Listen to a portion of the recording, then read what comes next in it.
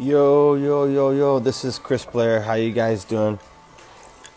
It's a rainy day here in Japan, in Kyoto. I'm in Kyoto right now, and it is pouring rain. I was really disappointed. This morning, usually I get up around 7:38, but this morning I slept in till 9 a.m., which is unusual for me. For some reason, I just felt like I wanted to sleep in a little bit. So disappointed when I woke up and just opened up the door. I'm like, oh man, it's raining. Fuck. I don't know. It's hard to explain, but got out of bed and you open the door and it's raining. It's always disappointing when that happens. But anyway, that's part of life. I got this cool T-shirt. Check this out. So I bought this T-shirt in Thailand a while ago. It says. Actually, in English is on the back. You can read the English there. Think you can read the English? It's a pretty funny shirt to be wearing around. Peter, you would be surprised. In fact, I'll tell you a story that brought me to actually. So Peter says, "Are there still people doing general stores?" Well, I got news for you. I mean, there are, and in fact. One of the conversations I just had with someone, literally right before this webinar, it's not this webinar, this live stream, inspired me to make this live stream. In fact, almost all these live streams that I do are initiated by some sort of question or something I get either from my private coaching students or people in on our mastering group. Like you guys know, I just did a Q&A. Some of you guys are in my group. I literally just got off a 30-minute Q&A for my group. And actually, we're upgrading these Q&As to now to 2 times a week. These are private, only for my group. All your questions get answered. So I'm in their group every single day answering questions. Plus, I'm now doing 2 times a week live stream Q&As for my group. Literally what I do is not only do I answer questions, I literally scroll through all the questions that were asked the previous couple days, and so they get written responses, but then they're also getting verbal responses from me. So that's the incredible value of what happens in my Ecom Vantage course and Mastermind group. The reason why people are successful is because no question goes unanswered. Anyway, that's a different story. So what happened is, awesome title, Chris. Yeah. So. What happened is someone reached out to me this morning and said, Chris, this guy is in China. Actually, a really nice guy. He's not in my course and mastermind group, so obviously he hasn't taken the advice. He said, I don't know what to do. I said, well, what's up? He goes, well, I have a general store, and I finally got a product that's moving, and I'm going to open a niche store and a niche fan page based on that product. What do I do about the Pixel? And he was disappointed in my response. I said, well, you should start over and open a new ads account and start fresh on a new Pixel. He was really disappointed in that response. He said, well, what about all that data I had built up on the previous Pixel? I said, well, there are apps and solutions you can use, but here's the thing. You have a lot of data on there that's not related to that niche. And if you're going to be starting a niche store that's focused solely on one niche, you're much better off biting the bullet now and starting fresh, because you already have a corroded Pixel that's got all sorts of data from other niches on there. Okay, you're much better off to saying, "Fuck it, I'm gonna throw away that Pixel and I'm gonna open a niche store with a new Pixel." And the reason being is because if you're gonna build long term in that niche, right, you want a pure Pixel that's got data only from that niche. That will help you long run. So, especially when you talk about lookalike audiences and all the and whatnot, right? That you can do with that Pixel. So, he was disappointed in that answer, but that was my honest advice to him, that he should start over. Which goes to the question that he should not have had the general store in the first place. But let's talk about the other reasons why. One of the reasons is the reason I just explained, but I'll talk a little more detail about it again. But the 7 reasons why I don't recommend a general store. Number 1 is the competition these days. Okay, the competition in the marketplace is at its all-time high, and it's going to continue to get more competitive. Okay, so if you're in the general store, right? And you're launching products in the beer niche, and launching products in the cat niche, and launching products in the dog niche, and launching products in the underwater basket weaving niche, or whatever niche it is, what's going to happen here is you're going to have a hard time doing the proper market research necessary to come up with unique product ideas. Okay?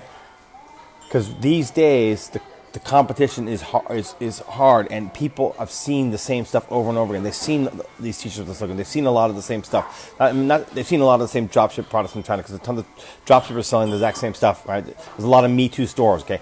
So not only are you becoming a Me Too store, but on top of it, you're now a Me Too store in multiple niches. So you're just regurgitating the exact same crap that everyone else is selling. So your odds of success are very low. Now, people will say, well, Chris, I know so-and-so who had success with General Store. And guess what? Yes, of course. Like this one guy who messaged me yesterday, right? I've known this guy, and I've started having conversations with this guy. I'm just thinking back. At least a year. At least a year, if not longer. And I asked him, he said, this is my first winner. So he spent over a year throwing shit at the wall, and he got lucky and got one product to source on. I guarantee you he's down on his business, even if this one thing is selling. Okay? So yes, guys, what's happened is there's still tons of people doing general stores. And so when you have 10,000 or 20,000 people, there's some 33,000 Shopify stores that are active, right? In active accounts, right?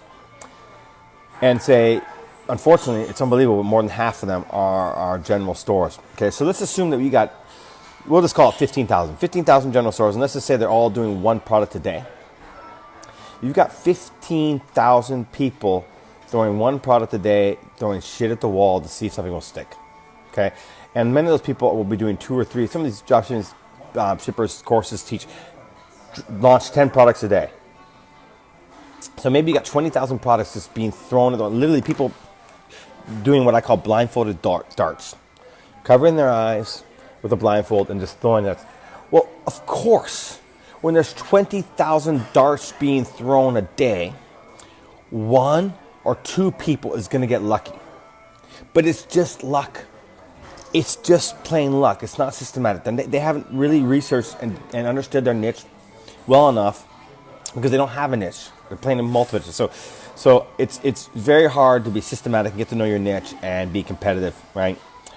I actually just combined 1 and 2, right? There were, so the first was how can you compete against a niche store, right? Like mine, right? I mean, your branding, right? And stuff. People see the brand, right? And they see the name of the brand has something related to the niche. But I always recommend that you have the name of your niche in your brand name.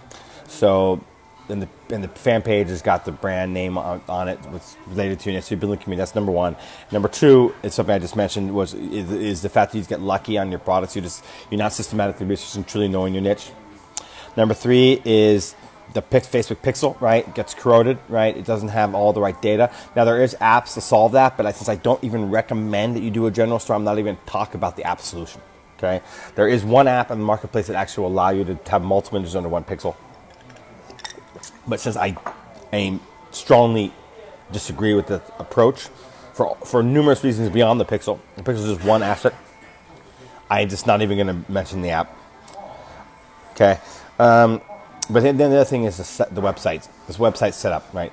Shopify and a lot of these other ones, these WooCommerces of the world and things like that, they didn't create their store these e-commerce solutions, right, with the idea that you're going to have multiple niches on there.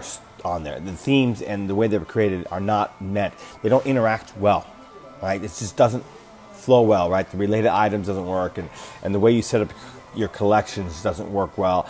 It is not. I mean, Shopify. To be honest, I actually had a conversation with Shopify. I remember this back two and a half years ago. Adam. From Shopify in Montreal, right? I met him at an event. He said, I can't believe, he goes, we were so shocked when you marketers started setting up general stores and dropshipping, right? Selling stuff in the fish niche, stuff in the cat niche, the dog niche, bowling niche, all on one website. They were just They were mind boggled. It didn't even occur to them that we would try something so ridiculous. Us marketers would do something so ridiculous. It didn't even occur to them. And so they, and by the way, not the only WooCommerce, all the same. None of these e-commerce platforms are modeled or set up and are designed for you to sell multiple stuff over multiple niches. That's just not the way it was built. I mean, it was built. These were built for you to focus on one niche. That is the way it was built. And so, actually, the people from Shopify themselves have told me that I can't believe that people are selling it. People are using our service this way. It wasn't designed for that. So, and it doesn't work smoothly. It doesn't work cleanly. Go. And if you have any doubt in your mind, go to a general store, find one. Right. Just start searching Shopify and Google. You'll find general stores, and then Shopify plus some sort of niche, whatever, cat niche, dog niche. Go look at their store, and hopefully it's a well done store. But you will see, if you just start going through how well the related products and the collections lay out, it's clearly designed so that you will have a niche store. It hasn't been created for you to do a general store. Can you force it and make it work? Yes, you can. In fact, I had a general store back in 2015. I'm going to admit that. I was guilty of this when I soon realized it was a mistake and I should have done it differently. But you can make it work, but it's not recommended. All right. What else? Okay. Reason number 4. Okay. Where is the true value in e-com? Right? Where should you be making a lot of money? You should be making a lot of money from your emailing list. Okay. The true money in e-com, yes, the front-end sales is great and all that stuff, but the true long-term sustainable income and brand and asset that is your mailing list, okay? And SEO, right? And I'm at the end of the head, that's another reason why. So these are actually 2 different reasons, right? It's the mailing list, SEO, okay? Paid traffic is great, but here's the reality is, guys, with paid traffic, once you stop the paid traffic, it stops, right? And guys, I've been involved in helping 4 students in my mastermind sell their websites. And one of the questions that they were asked was, how is your email converting to your existing customers, right? How much organic traffic are you getting? This is a question that the investors wanted to know. And it's a great question. And the bigger your mailing list, the more responsive your mailing list is, the more value your website is, and the more SEO you have, right? The more organic traffic coming to your website from Google and Yahoo and all these other places, it makes a massive difference. So that leads to the question, okay, well, how do you get a powerful mailing list? Well, how do you get powerful SEO? Do you do it through a general store or do you do it through a niche store? I mean, the answer is obvious, right? Having a mailing list of 50,000 to 100,000 buyers in one niche is infinitely, I mean, it's not even close. It's not even a discussion. Infinitely more valuable when you email than having a niche of 50,000, 100,000 spread over different niches, okay? It's just worth a lot more when you email yourself, but also to a potential buyer, right? Plus, you can create custom audiences. You can upload your buyer list, create a custom audience off that. You can create lookalikes off it. It is just infinitely more powerful. And then, of course, SEO, right? Google is mind-boggled when it sees these general stores. Their algorithm is, again, set up so that they can, create organic traffic for you in the search engine via a niche. Okay. Reason number 6, branding. Branding, okay? Again, okay, well, people say, well, what about Zappos and Amazon and stuff? Those are general places, right? And Zazzle. Right, Zazzle is a part of, and okay, fair enough. That's a decent argument, okay. But let me ask you this, okay? These Zappos and Zazzles of the world, right? They are a rarity. They are such a rarity. There's just a small number of businesses that make that work. They built over time. I mean, many years. Zazzle's been around for a long, long time. So is Zappos, so is Amazon, right? They have built this over time. So do you want to spend the next 5-10 years of your life, right, and investing tons of money and going out and probably, once you build it up a little bit, you're going to make this, build that kind of business, right? You're going to have to go out and find investors, right? Get some venture capitalists to invest and help grow your thing, right? Do you want to do that? And if you do, and you're willing to put in that 5 to 10 years it's going to take, more power to you. Go for it. But if you're like most of us, right, you want to build a solid business that will pay you $100,000, $200,000, $1 million a year, $2 million a year, something reasonable, right? Then something reasonable and realistic, right? And by the way, I'm not saying don't go for the big dream if you want to, but for most of us, right, we don't have the capital, nor do we want to spend the time to create that. It is much easier to jump into a niche and dominate, or at least become a major player, right? So for that reason, right, I recommend that you go for a niche, okay? Then the reason I want to talk about is again, I sort of alluded to this, but if you're going to want to sell your site, say 2 or 3 years down the road, or even a year down the road, I've seen sites selling less than a year. In fact, one of my students, my course mastermind, sold his site in like 7 months. He just decided he didn't want to do that niche anymore, and so he sold it. But anyway, and he got a good payout of it. I mean, I don't remember the exact number, but it was surprisingly good. So again, what are the investors going to want to buy? They're going to want to buy a niche store. A general store has limited value unless it's huge. I mean, if you can get a general store to a huge site, getting 10,000 visitors a day organically, right? Organically, right? Not paid traffic, but organically. 5,000, 6,000 visitors a day organically, right? You're getting all this traffic coming in, and you become a mini Zappos or a mini Zazzle or a mini T-shirt hell, right? Then fair enough, you have a sellable business, but it's going to take a long time to get there. Whereas in a much faster road is to build up a niche store, focus on one thing, and then you have a sellable asset. I can answer questions here, but I also want to point out a couple things here. Number one, you guys may or may not notice, but I've had a lot of people say to me, Chris, your course mastermind, $2,000 for the lifetime access is too much. I can't, no matter how hard I try, no matter how hard I work at it, I've not been able to save up the money. I've had a lot of people say this. So I said, you know what, I want to make this more accessible. So we changed the pricing, okay? Now we have 3 pricing options, and this just started yesterday. Option number 1 is a monthly option of $100 a month. Guys, and if you consider that I'm in that group every single day doing 2 live Q&As a week, just got off one. No question goes unanswered. Other people are in there helping you as well.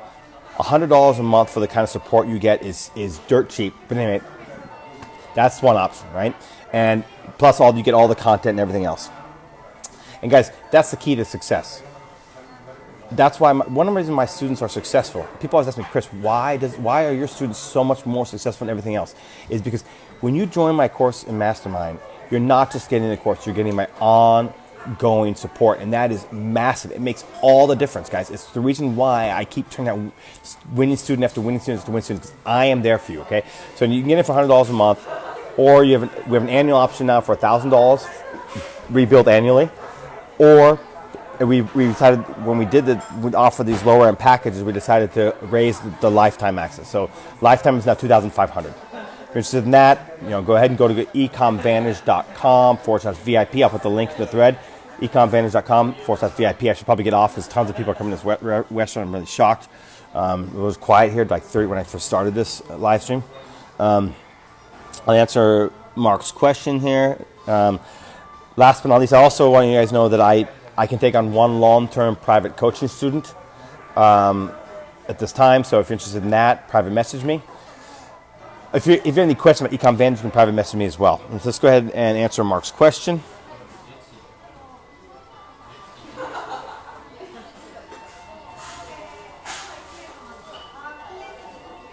Answer Mark's question here.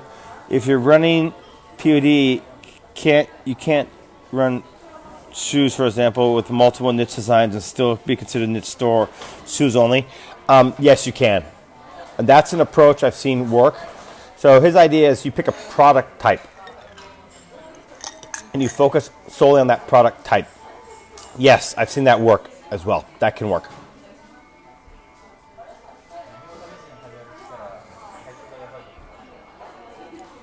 So you can build a niche around a product type. Absolutely, you can.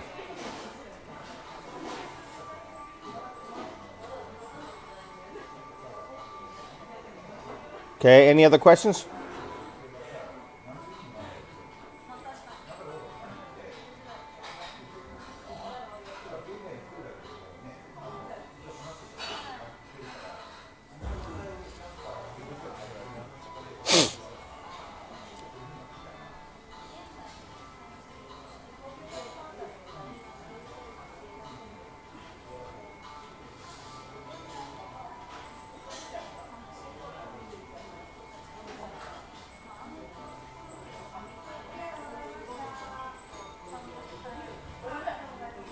Sorry, while I'm waiting for questions to come in, I'm just answering a private message.